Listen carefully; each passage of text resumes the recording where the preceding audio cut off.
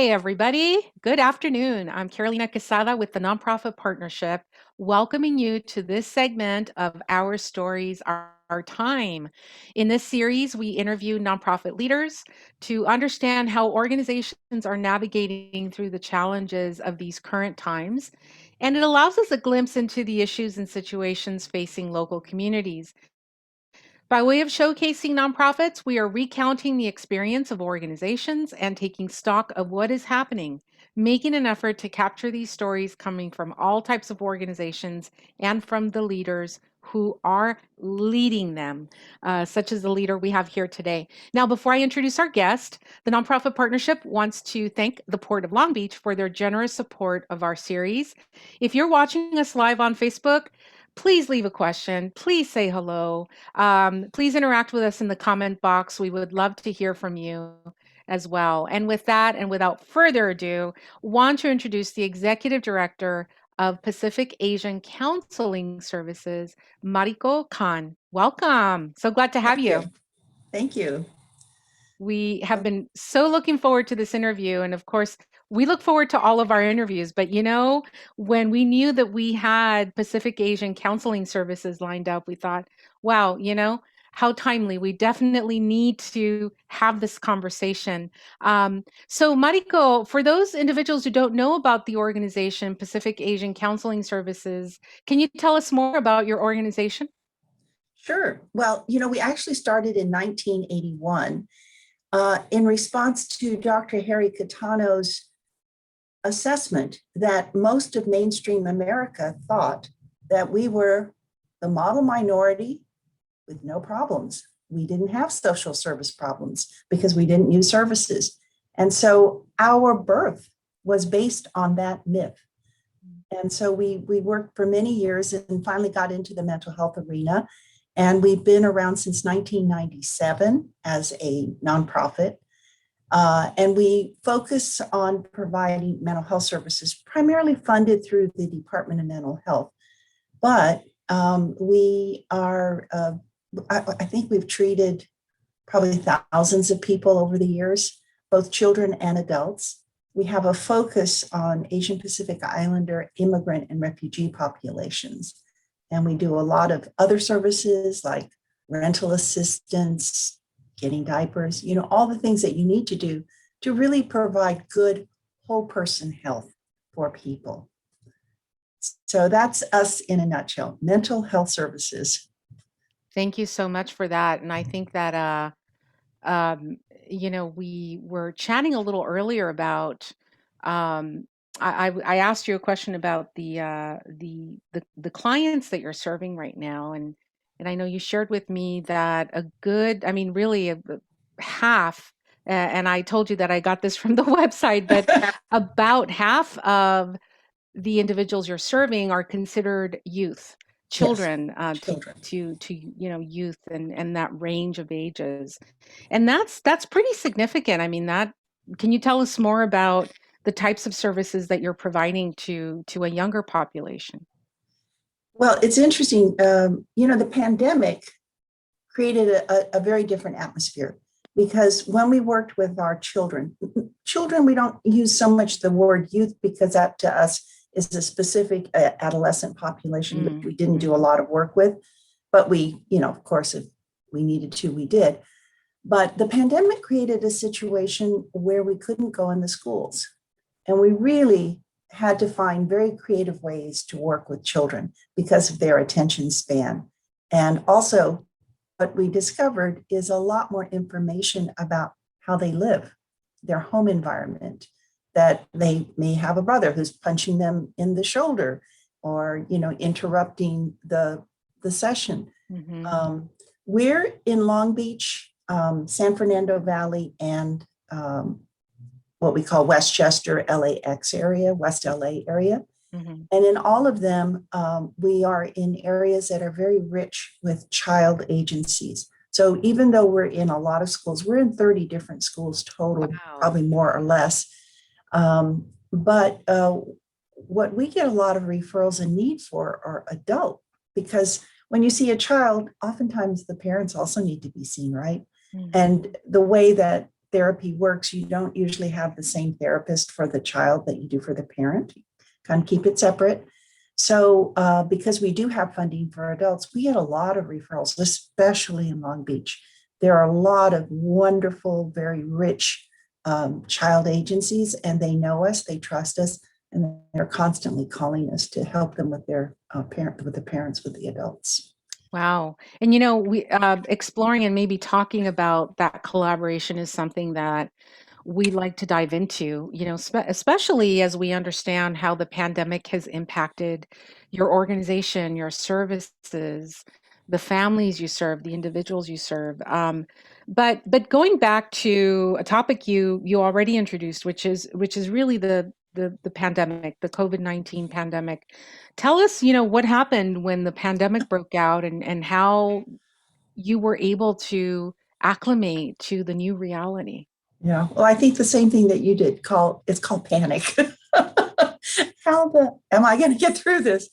But we were able to quickly go into what we call telehealth because most of our clinical staff were already mandated to be out in the field about 60% of the time. So they all had laptops. So the conversion was setting it up so that they could actually talk to the clients. And what we found is that was probably the biggest challenge. A lot of our clients didn't have laptops. So we used smartphones and then, all the HIPAA regulations and whatnot. Mhm. But amazingly, once they started, the clients liked it and the staff liked it. And you know why the clients liked it? They didn't have to worry about childcare issues. They didn't have to worry about transportation. They could be there on time. The staff loved it because they didn't have to drive all over LA County because some of them were doing that, right? And they loved it also because if somebody missed a session, they could track them down by phone. Wow. So their productivity continued to be quite high. And I think now that we're almost through the pandemic in the most severe, situations, we're not going to go back to the old ways. And this has been a big impact. I don't know if it's had the same impact on you guys, Mhm. but people have learned to work from home, but they've also learned the pros of using telehealth or Mhm. technology, Mhm. and they're just not going to go back. And I think even after the safety issues are addressed, they're not going to want to go back. People don't want to drive miles and miles. We had a staff member who recently has been running our Cambodian project for 9 years. She and her husband decided to move to Nevada with their Wow. young children, all under the age of 8. She asked if she could continue being the coordinator and she would do it remote as she has been doing for the last year and a half. So we went through all the things that we had to check out, because Nevada state laws, blah, blah. Mhm. She's running the whole program from Nevada. And she said from time to time when she's in town, she'll come and, be there in person. And we said, fine. And her staff was fine with it too. So we would never have even thought to allow that, shall we Mhm. say, Mhm. before the pandemic. Mhm. And I So think you're absolutely right about that, though. I think it's changed a lot of assumptions about work life and how to, get work done and how to engage. If we're not physically in that place, with our coworkers or with our client base or community members that we're providing service to. So clearly, for your organization, you are going to integrate this distanced way of continuing to both engage with coworkers and with your client base as well. This is something that you're going to keep. well, we're going to keep it, but we're going to find a hybrid model. And the reason for that is we do feel, especially with the children, there needs to be face to face contact. So we're trying to figure out the best way to do that. So it might be 3 visits by phone or laptop and 1 visit in person, particularly with the parents. Um, the other impact is, commercial real estate. I mean, we have all this empty office space. And before we were hoteling, but now they're not even coming in. And we're finding that we do need to have them come in to pick up certain kinds of paperwork. But also, I think they need to come in and meet with each other and reestablish that collegial team, what we like to call family feeling. I don't Mhm. know about you guys, but without that, your organization is the same as any other organization. It's that relationship that you build with others that really bonds you to your Right. place of work, right? And we Right. had a lot of that as because we have a lot of different programs. I didn't go into all the programs, but we have a lot of different programs, and people bond in their programs. They get to know each other, and many of them are together for years. So there's a missing of that, and I miss it too. And I miss all of our wonderful potlucks and all the fabulous food because we have a very diverse group. At any given time, we have between Mhm. 6 to 8 different languages, including Spanish. So you can imagine when we have a potluck, we have food from all over the world, and it's always Wow. delicious. And that's not something you can do virtually. It's just not. No, we thought about it, but no, it's not the same. Yeah, so true. So Yeah. so as we, to your point earlier, and we are re-emerging in so many ways, I think obviously very carefully now that there's been a wide vaccine rollout, but organizations are really actively making plans to come back more and more, and operate in that hybrid version that you're talking about. What are still some potential areas of maybe technology gaps that you feel like for your client base? That might still need to be addressed, as you look at what aspects of your programs and your activities will then move to hybrid, for Mhm. example, and what, might still stay purely face to face. So, what are some of those things that you're seeing as potential gaps with your client base? Well, I think there is definitely a huge digital divide. And the divide is based on, unfortunately, zip codes. Because when you listen to how the telecommunications companies set up their systems, the fastest ones were always in the higher income areas. So Mm. that's one area. The other is having the right equipment and training the clients to use it, because we found that's a challenge as well. And most of them could adapt using smartphones, but using the laptop was a little bit more difficult. So we just did a grant. We're actually in the midst of a grant on domestic violence, and we're tracing it through intergenerations in 4 different Asian communities. We're doing the Cambodian one. And we used some of the grant money to buy 15 Chromebooks, as well as put aside money. So if they needed Wi Fi during that time period when they were taking what we call these learning sessions for 6 weeks, they would have that access. So they signed, we loaned it to them. And then when they're done, they gave it back to us, hopefully in good condition. I think almost all of them came back in good condition. And then we're going to use it with another group. So we're really learning how to share the equipment as well. And our IT guy spent hours with people, parents, teaching them how to use the equipment. But if you don't take the time to do that, you are not really helping them. You see what I'm saying? Because in a way, you write them off. Oh, they can't do it. No, you can't write people off. You have to take that extra step. And that's what the staff is very committed to doing. Yeah, and very Not much. it's not just here's a Chromebook, you figure it out. Yeah. No, they had 3 lessons, and everybody was sweating bullets while Yeah. they learned which button, they were afraid which button, and how do I get on? Why can't I see you? Why can't I hear you? Things that, we don't really even think about as challenges anymore. Right. So Right. I love that grant allowed us to give the folks this gift of learning how to use a laptop. And good for funders out there that I think were also able to make quick pivots in their grant making and realize that this is really the time to invest in some capital infrastructure, whether it's Yeah, equipment, or improving bandwidth. Um, and so, I think coming back to the nature of your services and how careful you've been and how methodical you've been to ensure that there truly is access. It's not just about making groups and sessions available online. It's also about ensuring that the clients are using it, that they're understanding how to overcome some of this. Are there aspects, Mariko, of the programs, and the change in your programs or the change in the delivery that have forever like changed the face of how you will then continue to engage with your clients as you move forward? Mm, I really don't think so. I think, mental health is mental health. We were talking earlier about actually what I think is a greater acceptance in mainstream Hmm. life about mental health. And we have for years always talked about it in terms of emotional well being.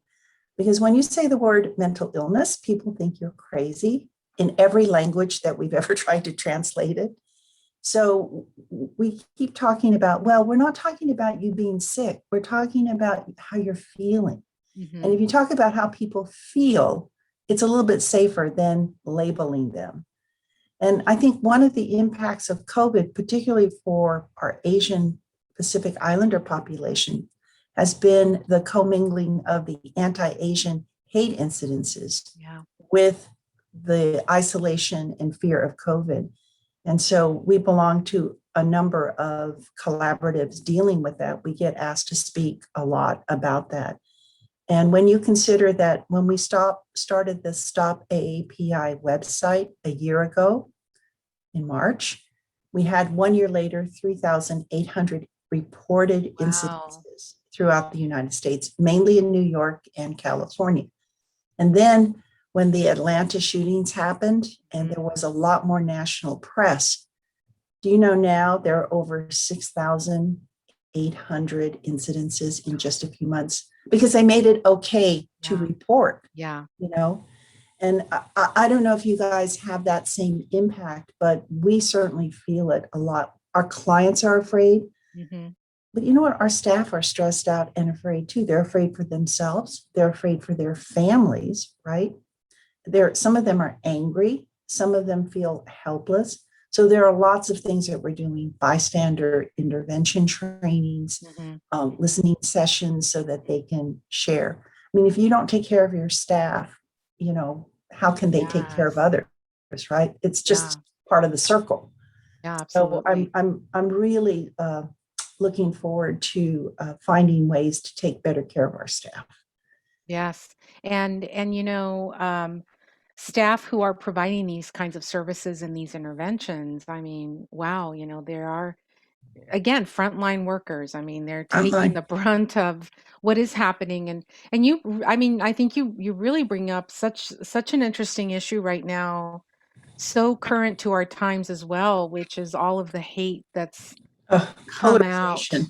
Yeah, there's so much And polarization. oh gosh, there certainly is. There certainly is. And so your organization has been part of that response and Yes. part of that. So talk to us a little bit more about, how you have been an advocate in those spaces, and are you collaborating with other organizations? It sounds like, there was a launch of a site that again is collecting these incidences, but Yeah. tell us more about how PAX LA has been a part of this as well.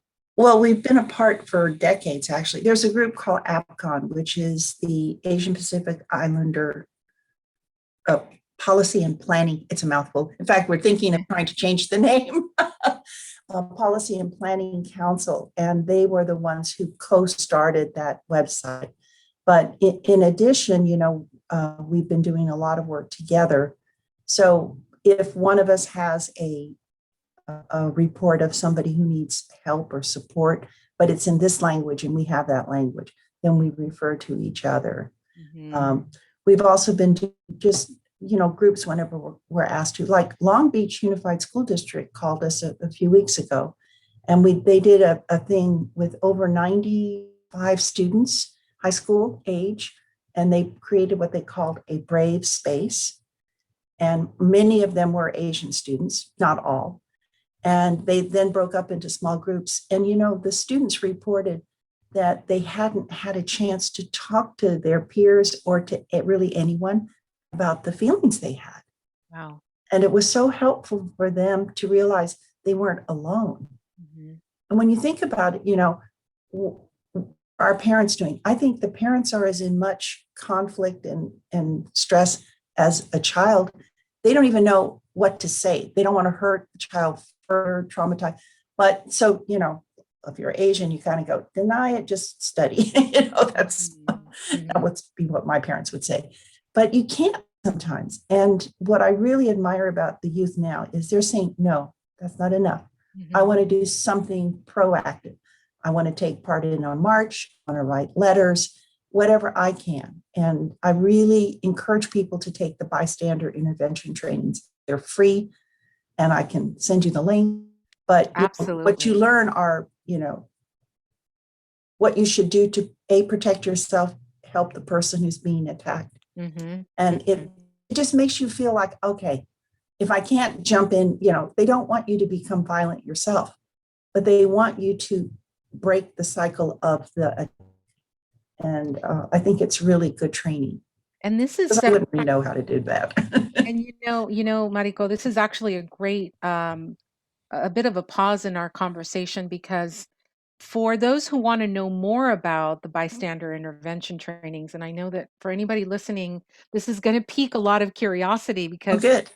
there's been a lot of news lately, and you also see if it wasn't for a certain person recording the incident in many ways, how would we know too that it's happening? But this is very targeted to when you're a bystander, right? And you're Right. witnessing something, what to do, how to respond. And I really love what you said. It's about how do you break that cycle at that moment in a way that's also safe for you, Yes.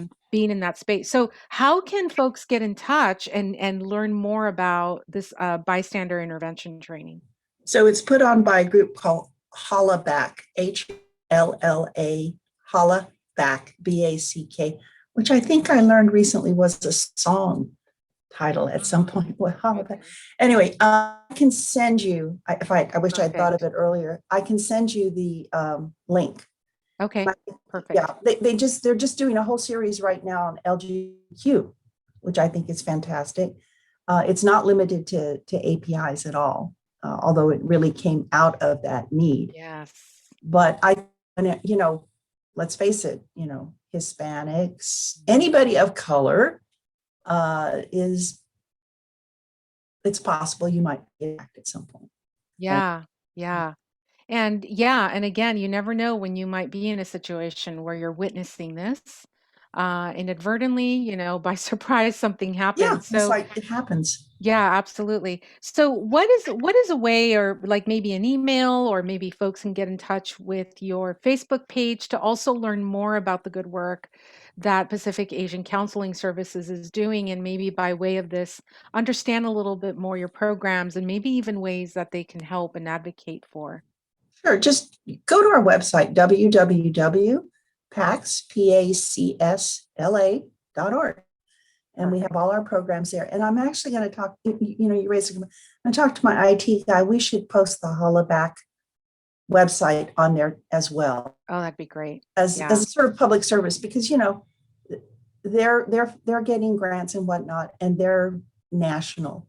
But Yes. the Advancing Justice group here in LA, it has banded with them, and they're doing a lot in LA County. And Hmm. I think that's the way to go. It makes people feel they're doing something, they're better prepared.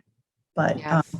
what I'm worried about is, and we've been talking about this with some of the groups, is as the pandemic lessens, more and more people are going out. And what Mm. we're afraid of is, will that lead to more and more attacks? Because before people were isolated, a Yeah. lot of our clients were afraid to go out, so they didn't go out. But the people who would attack them are also isolated, right? Now the pandemic is lifting. I wonder if there might be more things happening rather than less. And certainly something to be on the lookout for, and I think the more that we're aware that this is happening, that this happens, the more that we're aware of these kinds of tools and resources out there, I think the better able and the better prepared we'll be to also confront when these situations happen. Hopefully they won't. Yeah, But again, I think again why we also love to showcase organizations like yours in these Facebook Live and in these interviews is anybody watching then gets to know what resources are out there in the community because you're right, Mariko. I mean, we are coming back. They're coming back. Yeah. We're coming back in different ways, and it's almost like we're coming back to a bit of a different world. It's not the same world anymore, and that's why, again, we were really excited to have you on this segment today. Earlier, we were talking about the intersectionality of talking about the stigma around mental health.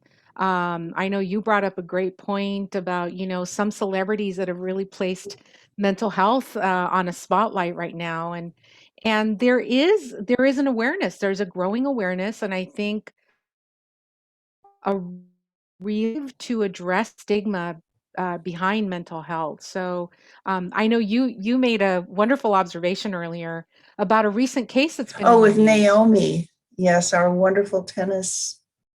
Yes, Naomi Osaka. Naomi Osaka. She's half Haitian and half Japanese, grew up most of her life in the United States. She actually had a choice between being representing the United States or Japan. And she chose Japan because there were more monetary, Mhm. rewards. But what I think is fascinating is that she has for the last year and a half been a real spokesperson about civil rights, speaking up for the Black Lives Matter movement. And now here she's going into a whole totally new field, which is mental health, because she herself suffers from such severe anxiety that she was just asking them, can you please not ask me the same questions? Can you give me some breathing space? It's not that I'm against the they're mandated after each match to sit with the press, and so she was just asking for some space. And we were talking about it earlier. The reality is, if she sprained her ankle or been hit in the eye, people wouldn't think twice about the fact that she needs time. But the fact that she has a emotional imbalance, that's suspect. That's not as acceptable.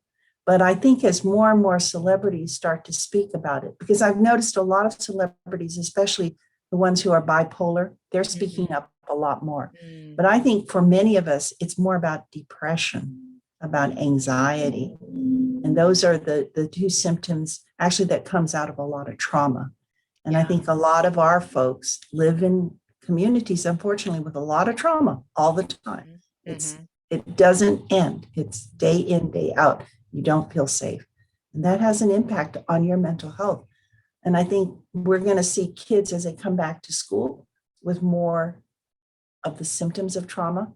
Mhm. Some of the research that's coming out now with API students, so over 1,000 were interviewed, that about 1 point, well, it's almost double the amount than previously who were thinking of suicide. Wow. Those numbers, those figures are, well, they're startling, but it's heartbreaking. Yeah. And It's the heartbreaking. bullying goes Yes. on all the time. Yep. It didn't just happen during the pandemic. I mean, look, you can't be a person of color without having experienced some of Experience that. that. Yeah. And Yeah. I know a lot of my white friends say, well, I was teased about this or that. I understand, yes, we can all be hurt, but I think it's different when it's based on how you look, just the skin color or your eyes, and it's constant and it doesn't go away. Mhm. So I think we're going to see some impact with our kids. Yeah. And fortunately, some of the new funding that's coming out is trying to address those behavioral symptoms sooner rather than later. Mhm. Yeah, Mhm. because the sooner you And address it, the better the chance of right. the outcomes being good. And one of the things we learned from you today as well is what a need there is to also come back to that family unit and support the parents too. Yes, And I absolutely. know earlier we were talking about that as well, and how, there has to be concerted efforts to really focus on the well-being of those parents, those adults in the lives of those kids as well. It's such a there's a need for a holistic approach here, right? For Yeah. support as well. And also an Um, understanding of our cultures, because in Asian culture, I think yes. in Hispanic culture, we have a large number of older folks who are immigrants. They have a very different attitude Mhm. about speaking up versus the young Asian Americans. who are saying, no, no, we are not going to be quiet about this. We are going to speak up. So it's an interesting clash, kind of generational It values. is. Mhm. Yeah, It is. it's a good And one. to your point too. No, and to your point too earlier, even some of the celebrities that are coming out and talking about it, I mean, they tend to be younger, of Mhm. this generation that really wants to address the root causes as early as possible and not feel that shame, right? To having Yeah. to admit to all of this.